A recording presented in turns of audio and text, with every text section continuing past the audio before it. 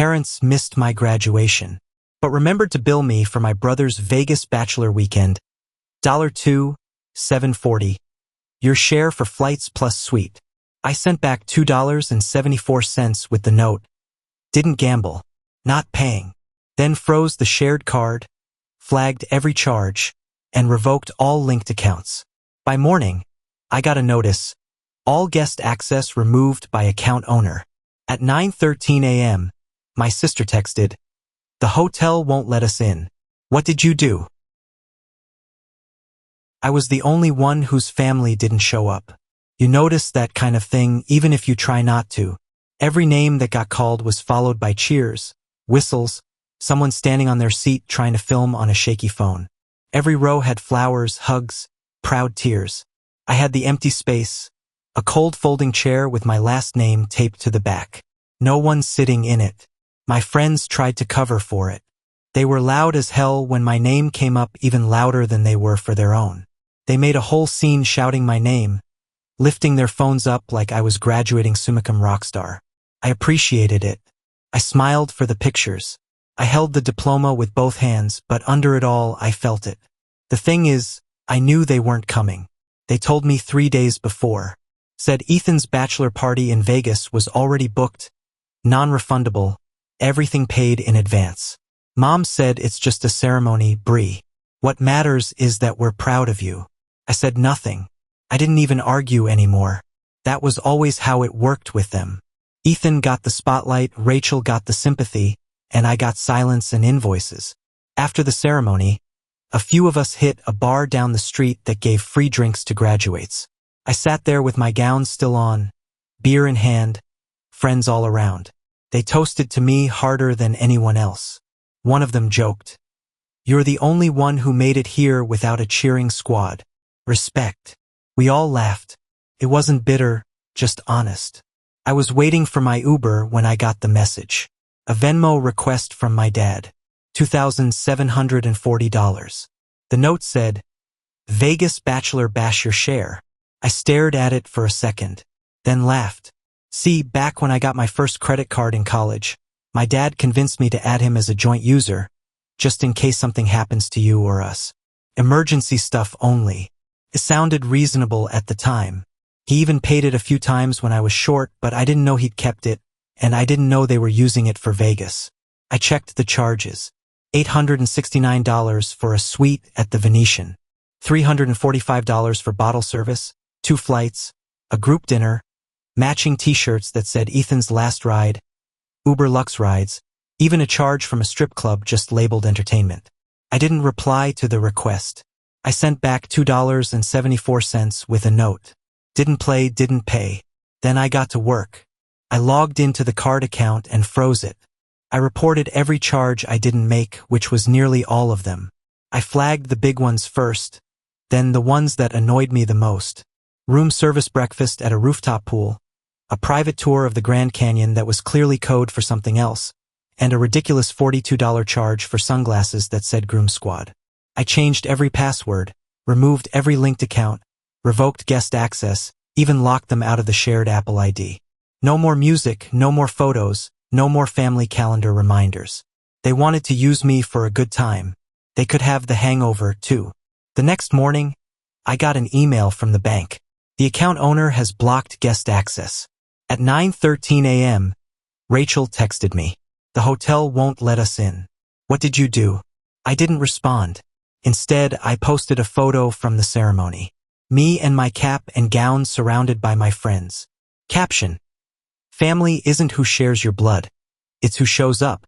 They missed my graduation. Left me alone on the biggest day of my life to party on my dime. I wasn't done yet. By noon the next day, I had 6 missed calls and 3 voicemails from my mom. I didn't bother opening them. I already knew the script. Guilt, deflection, maybe a line or two about how this is family and family doesn't keep score. Except they did.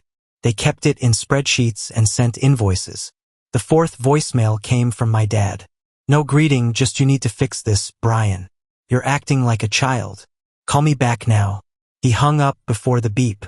I sat on my bed in the apartment I was about to move out of, surrounded by boxes, my cap still hanging from the door handle, And I realized this wasn't even about the money. It was about how easily they decided I didn't matter. My graduation was an inconvenience, a conflict in their party itinerary. I opened the credit card account again. The fraud investigation was already moving. They had flagged and temporarily reversed the bigger charges: hotel suites, flights, club tabs. The bank sent a confirmation email saying they'd review the flagged expenses and keep my account restricted until it was resolved. Then I checked the notifications on my phone. Ethan, dude, the hotel just froze the deposit. Said there was a payment issue. We had to move to a double room. It's embarrassing.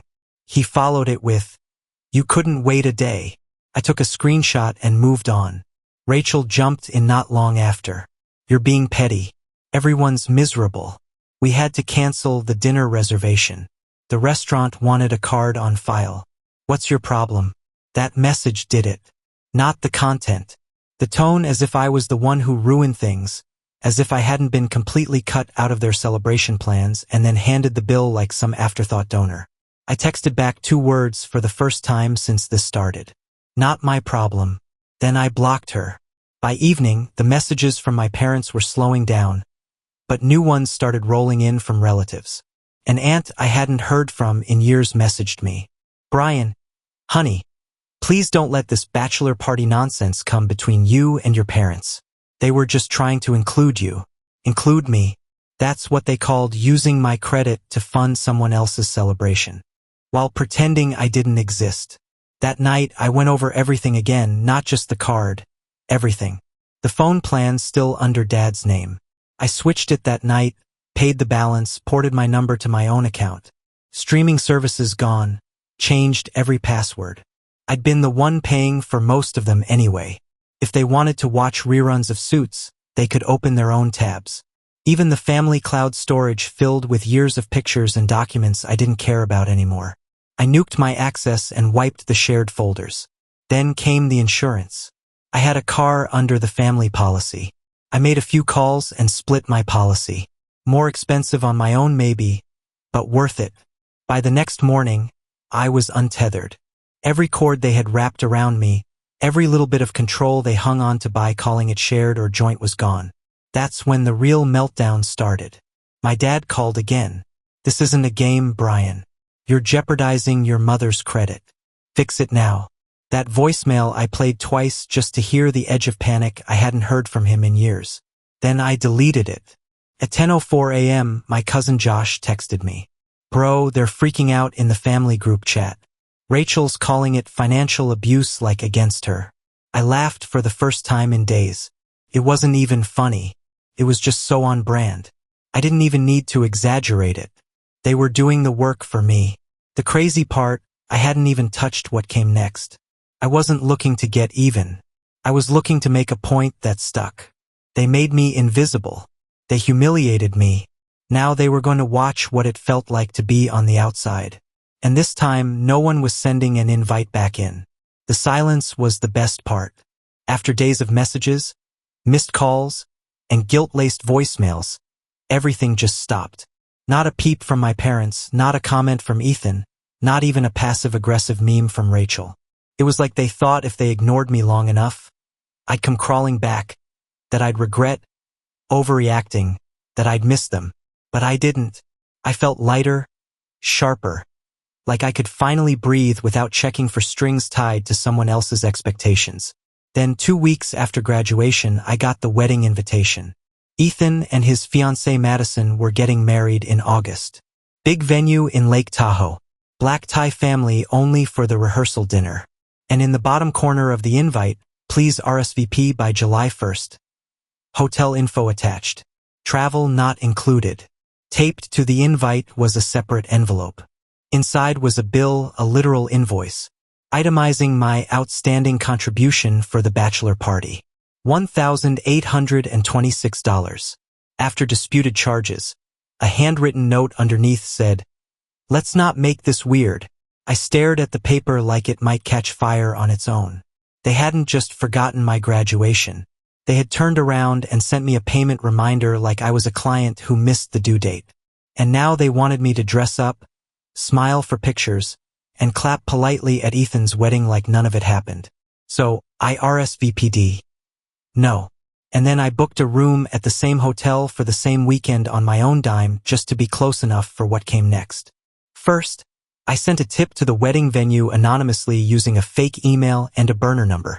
Might want to confirm payment methods. Groom's family has a history of using cards without permission. Then I sent the same tip to the hotel front desk. I wasn't done. Madison had a wedding website with their story, registry, RSVP links, the usual. I found a typo and emailed the site owner pretending to be her cousin offering to help fix it. They sent me editing access, no questions asked. I didn't change anything major, just added a small line on the front page under our journey. It said Ethan has always been surrounded by love, generosity, and at least one stolen credit card. That one only stayed up for a few hours before someone caught it, but the screen grab's permanent. By the end of the week, Ethan messaged me again. You really think this is funny? Grow up. I didn't reply. I just posted a throwback photo from graduation on Instagram. Same friends around me. All smiles with the caption, "Best day of my life." Not one regret. Then I blocked him too. They still thought this was about the money, about the card. It wasn't. It was about how they decided my biggest moment wasn't worth showing up for, but still found a way to make it about them. It was about years of being the background character in a family that only cared when I was footing the bill. And now they could see what it felt like when I wasn't there at all. I didn't go to the wedding, but I went to the hotel. I booked a room 2 floors above the suite they reserved for the rehearsal dinner. Not because I wanted to spy. I didn't care enough for that. I just wanted them to know I was there. That I could show up now, too, on my own terms. I walked through the lobby the night before the wedding. Clean, shave, buttoned down, carrying nothing but a duffel. I saw Madison's mom at the front desk complaining about the lack of extra room keys. I don't think she recognized me. But when Ethan stepped off the elevator and made eye contact with me for half a second before turning away, that was enough. I didn't smile. I didn't nod. I just walked past him and tapped my room card like I'd never known him. That night, I left a card at the hotel concierge desk addressed to Madison. No return name, just a simple white envelope with a printed note inside.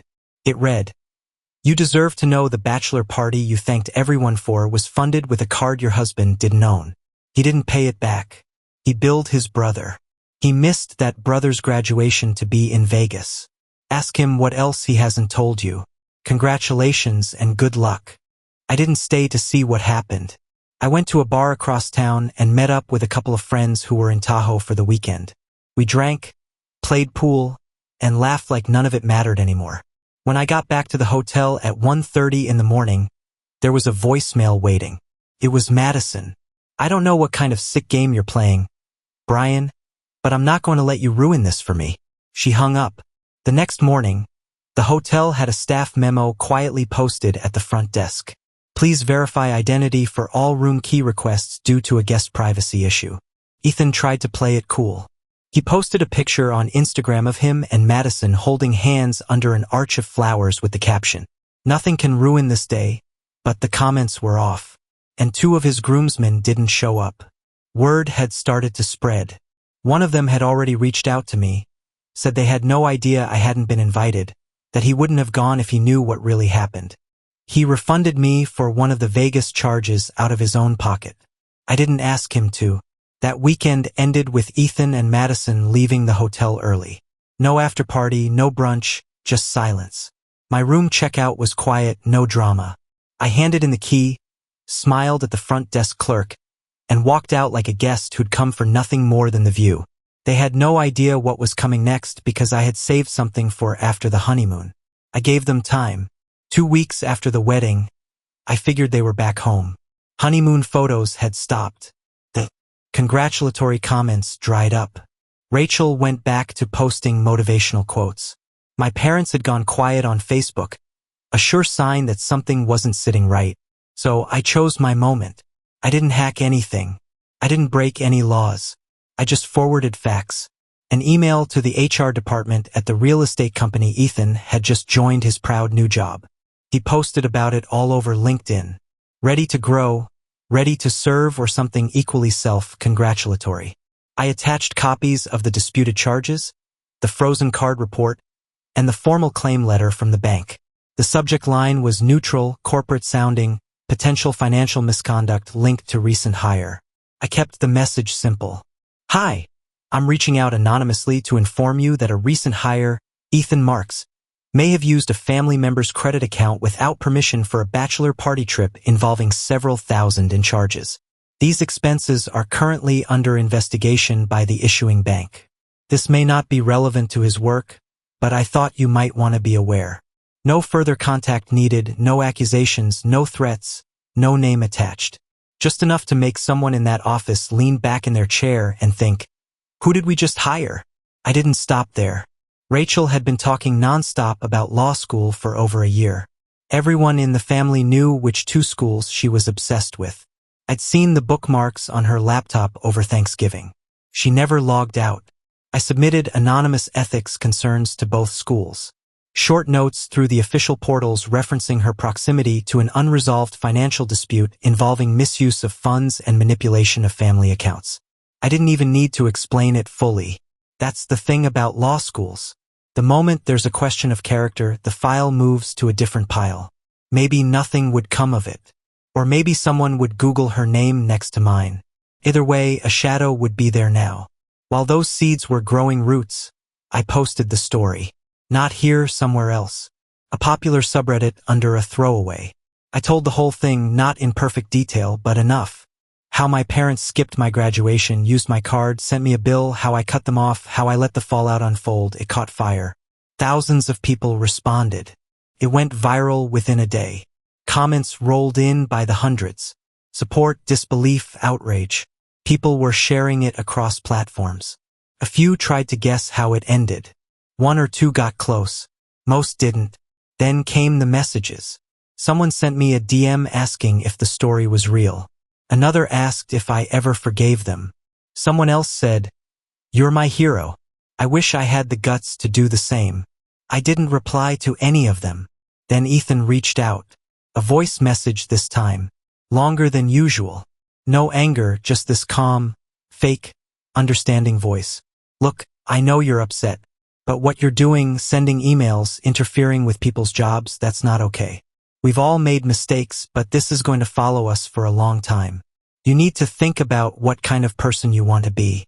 This isn't justice. It's personal." He paused before adding, "And it's hurting Mom." That part almost made me laugh. I saved the message and didn't reply. 3 days later, I got a letter in the mail from my mother. A real letter, blue ink on cheap white paper. She said what I expected. The family was not the same anymore. That I had made my point and that it's time to let go before this does more damage. That last line stuck, "before this does more damage." Like I was the one who broke something that wasn't already cracked in half. They still didn't get it. They thought I was lashing out because I was bitter. They thought I was overreacting. But this wasn't overreaction. This was me learning how to take back what they thought I'd always hand over. My money, my time, my silence. They made me feel small, like I didn't count. Now, for the first time, they had to live in the space they built without me in it. And that space was starting to echo. By the end of summer, the silence had changed. Not the same cold shoulder from before. This was something different. No more guilt trips. No more backhanded apologies. Just absence. Like they weren't sure how to speak to me anymore. I heard from a cousin that Ethan was under review at work. Nothing official, but people were whispering. A few deals he was supposed to close got reassigned. Apparently, someone in the office had recognized part of the story from Reddit. Rachel still hadn't posted anything about law school. Her account was private now. Every time I checked, it had fewer followers. And my parents, the ones who used to blast every family gathering across Facebook. Quiet. No new posts, no tag photos, just a blurry selfie from a neighborhood brunch that looked like it was trying too hard. It would have been easy to walk away completely, start a new life with clean lines and no loose ends. But I didn't want clean. I wanted closure. So, I went back once Thanksgiving. I didn't tell them I was coming. I knew they were still doing dinner at the house. My name wasn't on the group text invite. My cousin forwarded it to me anyway. and I knew they wouldn't expect to see me after everything that had happened. I showed up 30 minutes late. Wore black. No explanation. No hello. When I walked in, conversation stopped. My mom froze in the kitchen. Ethan was already seated halfway through carving the turkey. Rachel had a glass of wine in her hand and looked like she'd seen a ghost. No one spoke first, so I did. All I want is the card, the original. I'm here to take it back. That was the condition I decided on. I'd never destroy them. I didn't want police reports or lawsuits. I just wanted to make it clear what was mine was mine. What they took, I was taking back. My dad got up without a word, went to the drawer by the microwave, the one where they always kept spare keys, batteries, and the card in question. He handed it to me without looking at me. I nodded, put it in my coat pocket. Then I turned to leave. My mom said my name once, just Brian. I didn't answer. Before I walked out the door, I stopped and said one more thing. No drama, no anger. You chose him. You always did. That's fine, but you don't get to spend my future on your guilt. Then I left. I spent that night with friends. We ordered takeout, played video games, and laughed until 3 a.m.